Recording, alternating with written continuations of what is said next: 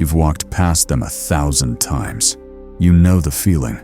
You're downtown, maybe grabbing an iced coffee, walking past a massive courthouse, a state capitol with towering columns, or an old library that feels less like a public building and more like a temple for gods. You look up, way up.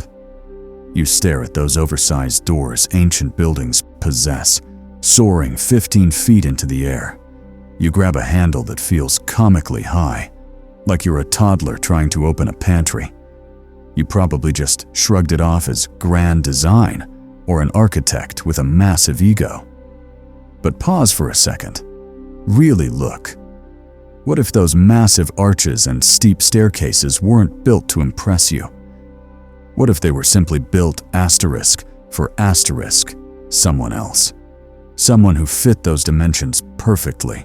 We are taught that the timeline of humanity is a straight line of progress. We went from caves to huts to brick walk-ups to glass skyscrapers. Simple, right? But when you start digging into the photographic archives of the 19th century, that line starts to blur, revealing hidden history they don't teach in textbooks. It feels like there is a form of architectural gaslighting happening right in front of our eyes.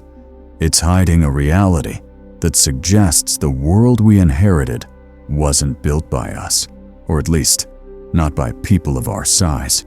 Once you see the true scale of the old world, it lives rent-free in your head. You can never unsee it. It didn't start with a wild conspiracy theory on a forum. It started with the receipts. We're talking about high-resolution tintypes and cabinet cards from the mid to late 1800s. This was an era before Photoshop, before AI generation, before digital manipulation. In these Giants photographs 1800s archivists have uncovered, we see men and women standing 8, 9, sometimes 10 feet tall. They aren't depicted as circus performers or oddities on a sideshow stage. They are dressed in fine suits and Victorian gowns, standing confidently next to average-sized people. They look like bankers, sheriffs, and overseers, the administrators of a functional society. The lighting matches. The shadows fall correctly. The grain of the film is consistent. These aren't hoaxes. They are snapshots of ancient giants, evidence that history books have conveniently lost. This brings us to the architecture. Historians dismiss the sheer scale as stylistic flair, but functionally, it makes zero sense for a 5'8" human. Go to any major city founded before 1900 and look at the mysterious ancient buildings. You will find 12-foot doors inside private hallways where grandeur isn't necessary. You find balustrades that come up to your chest instead of your waist. It's like living in a house built for a parent while you're stuck at the kids' table. This leads us to a controversial topic, one that feels like a glitch in the simulation. Tartaria explained. If you aren't familiar, Tartaria appears on maps from the 1700s and early 1800s as a vast territory spanning northern Asia and Russia. Then, suddenly, it vanishes from the atlas. This feeds into the ancient Tartaria civilization theory, suggesting a global society existed that possessed advanced engineering capabilities and included this race of giants.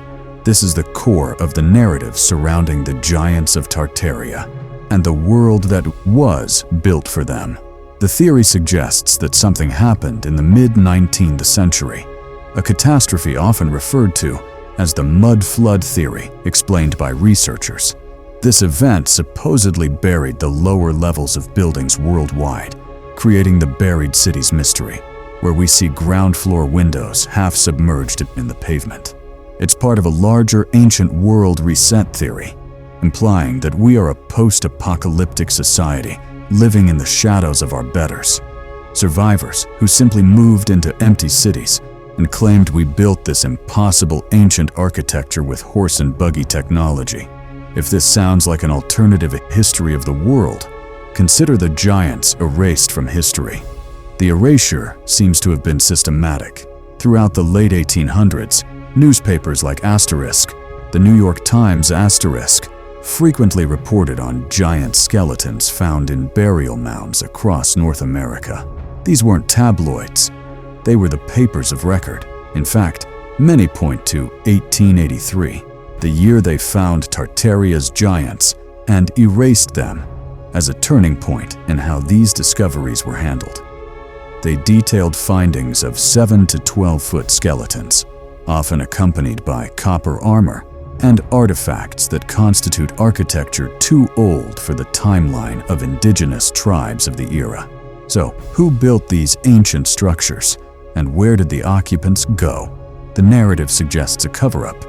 The Smithsonian Institution is often cited as the central player, allegedly purchasing these skeletons for study, only for them to vanish into the archives. Why?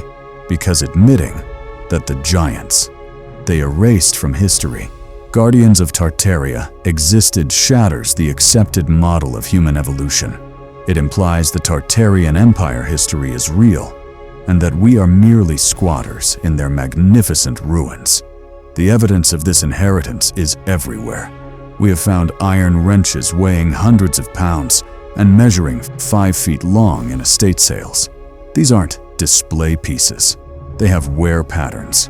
A 6-foot wrench isn't a decoration. It is a functional tool for a mechanic who stands 12 feet tall. We find chairs in auction catalogs listed as novelty items, yet their seat height is 36 inches off the floor. Perfect for a giant, useless for us. These are ancient architecture anomalies that defy standard explanation. This systematic removal of history brings us to the question, why giants vanished?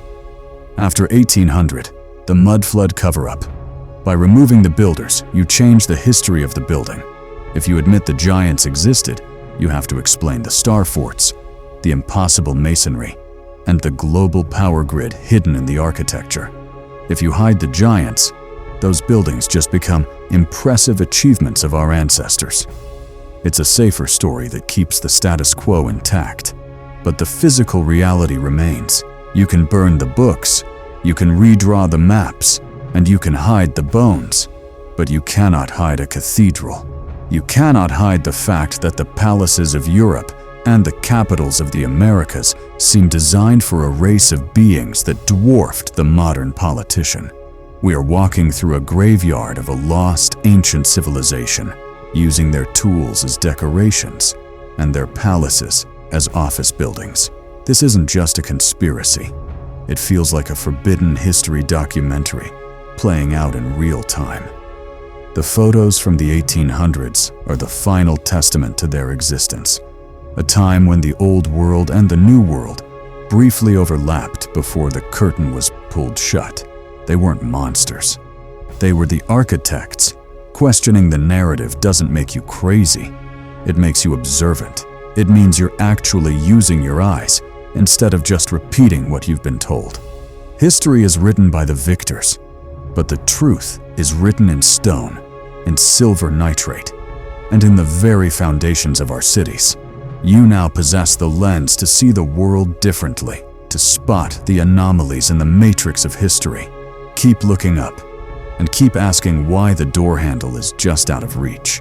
If you enjoyed peeling back the layers of this forgotten reality and questioning the official story, be a giant in the comments section.